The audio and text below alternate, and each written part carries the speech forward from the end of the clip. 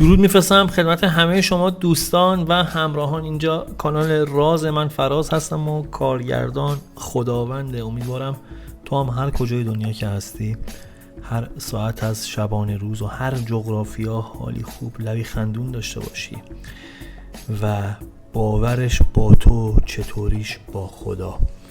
خیلی از مواقع ما ذهنمون انگار ترمز داره، حتی انگار توی ذهن خودمون هم باورمون نمیشه میتونیم بعضی چیزها رو داشته باشیم، بعضی چیزها رو به دست بیاریم، بعضی شرایط برامون محقق بشه. تصور کردنش هم گاهی برامون سخته، ولی گفتم باورش با تو چطوریش با خدا.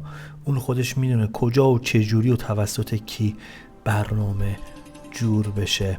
من و تو فقط اون لحظه شگفت زده میشیم و یکم هم با انصاف باشیم. موقعی که رقم خورد شاکرش باشیم، نذاریم روی حساب زرنگ بودن خودمون، نذاریم روی حساب این که من درستش کردم.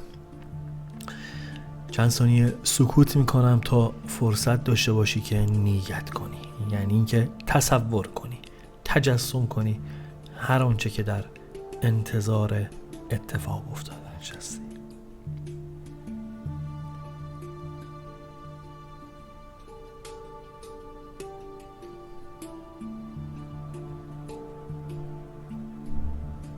خب اگر نیت کردی و آماده ای، ببینیم و بشنویم پیام امروزا.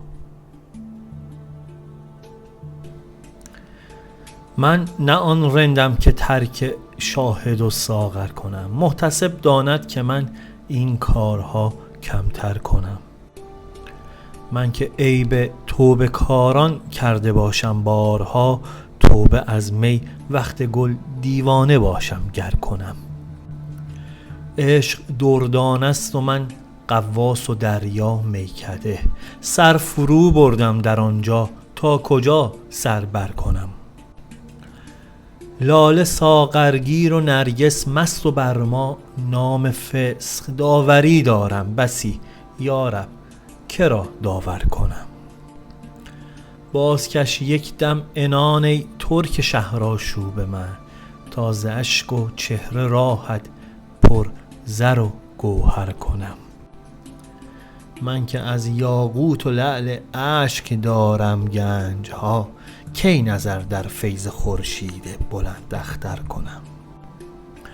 چون صبا مجموعه گل را به آب لطف شست، کج دلم خوان گر نظر بر صفحه دفتر کنم.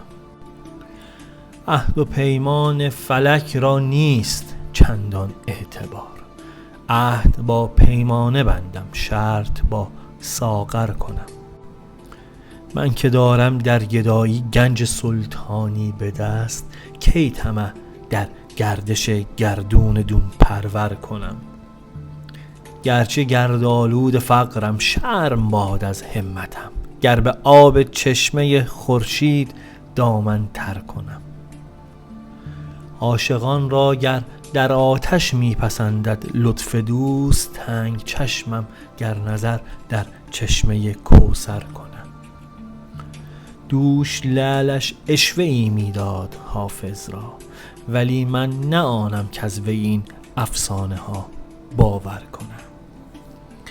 بریم با هم سراغ تعبیر و تفسیر این غزل از لسان غیب حافظ شیرازی.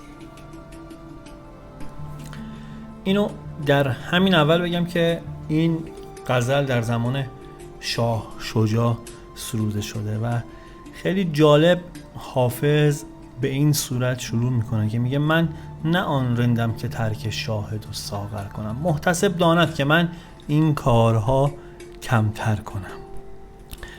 حافظ داره خودشو معرفی میکنه اینجوری که میگه من اون آدم زاهد و اون شخصی نیستم که از عشق بازی با زیبارویان و اون پیاله شراب بخوام دست بکشم.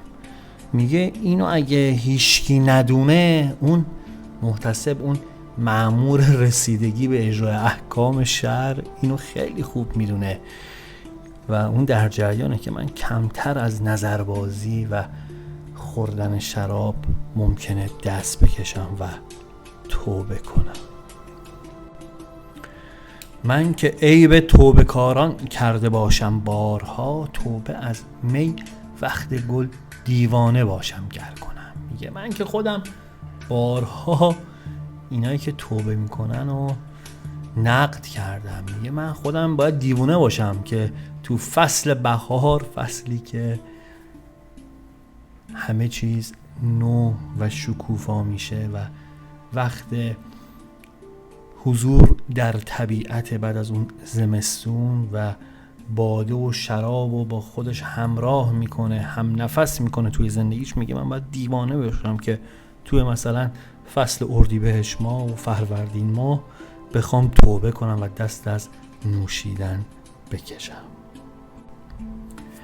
عشق دردانه است و من غواص و دریا میکده، سر فرو بردم در آنجا تا کجا سر بر کنم. میگه عشق مثل یک مرواریده، منم غواص و میخونم همچو دریاست. یه لحظه تصور کن که چه کادری رو تو ذهنت داره میبنده. یه دقیقه تجسمش کن که عشق مثل مروارید توی کف دریاها میشه پیداش کرد و خودشو غواص و میخونه رو دریا داره تشبیه میکنه. میگه من که صیاد مرواریدم توی این دریای میکده، فرو رفتم و نمیدونم از کجا سر در میارم و داره میگرده و میگرده و میگرده.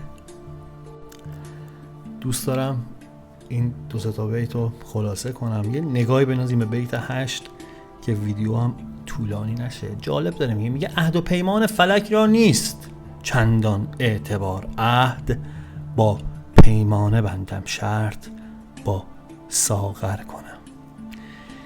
میگه هرچی که میگذره میبینم که نمیشه به قول و قرار این چرخ گردون اعتبار کرد. میگه از حوصلم خارجه بخوام یک سری از کارها رو اینجا ازش دست بکشم به امید این که 2 روز دیگه توی بهشتی که به من دارن وعدهشو میدن بخوام فکر کنم که اونجا قرار نصیبم بشه. پس میگه بهتر همونی که من دارم اینجا با جام شراب و ظرف باده عهد و پیمان میبندم. به قول معروف میگه نسیه رو چی میگن، نقد و ول نمی کنم نسیه رو بچسبم. یه همچین تشبیهی داره میکنه. بریم با هم سراغ تعبیر و تفسیر این غزل از حافظ شیرازی، ببینیم چی دستگیرمون میشه، چی برای امروز من و تو داره. پیام در ابتدا صحبت از این میکنه که عزم و اراده‌ای قوی داری. خب به هر حال این چیزی خوشاینده برای هر کس، این که براش مسجل بشه، این که آدمی قوی و ثابت قدمه و این البته از طبع بلندت هم هست. خیلی از مواقع ما تاب میاریم، خیلی از مواقع ما صبوری به خرج میدیم و اونم به خاطر اینکه خیلی از مواقع اون میوه صبر کردن که موفقیت هست و طعم شیرینشو چشیدیم. پیام در واقع میخواد به تبریک بگه بابت سخت کوشید و بابت تلاشی که داری انجام میدی که قراره به نتیجه مطلوبت برسی.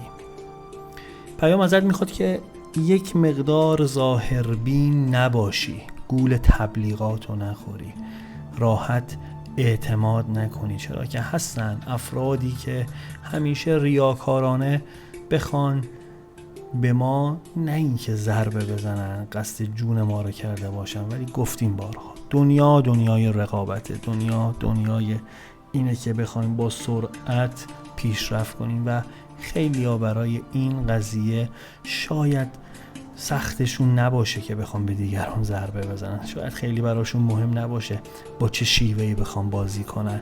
در واقع پیام داره میگه تو از خودت مراقبت کن، تو مسئولیت اینو داری که بخوای جلوی خسارت خوردن خودتو بگیری با محافظت کردن از خودت، افکار خودت و به کار بردن یک سری از اصول و رعایت کردنش توی زندگی، توی کسب و کار و توی هر هدفی که داری. در واقع ازت میخواد که با اندیشه تصمیم بگیری، از روی مشورت کردن و با روشنبینی پیش بری.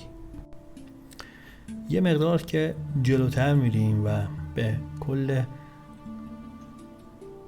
ابیات این غزل دارم نگاه میکنم، اینا میبینم که میگه اون چیزی که نیت کردی، اون چیزی که خواستارش و خواستگاه تو هست، مثل مرواریدی گرانبها و کمیابه. چیزی رو طلب داری میکنی که بعضی موقع حتی خودت فکر میکنی که دست نیافتنیه و کاری کردی که از عاقبتش بیخبری، توی مسیری قدم گذاشتی که یک مقدار برای خودت هم مجهول همه چی. اما اینو بدون، چه میسر بشه چه نشه، چه موفق بشی چه شکست بخوری، خدا یاورته. اراده و پشتکار و توکل به خدا از مهمترین و اصلی ترین موارد و فاکتورهای پیروزیه. پس گفتم فارغ از این که موفق بشی یا شکست بخوری، تو ارتباطی صمیمانه تر و پررنگتر با خدای خودت پیدا میکنی و شاید خیلی از مواقع این همون موفقیتیه که ما همیشه بهش نیاز داریم.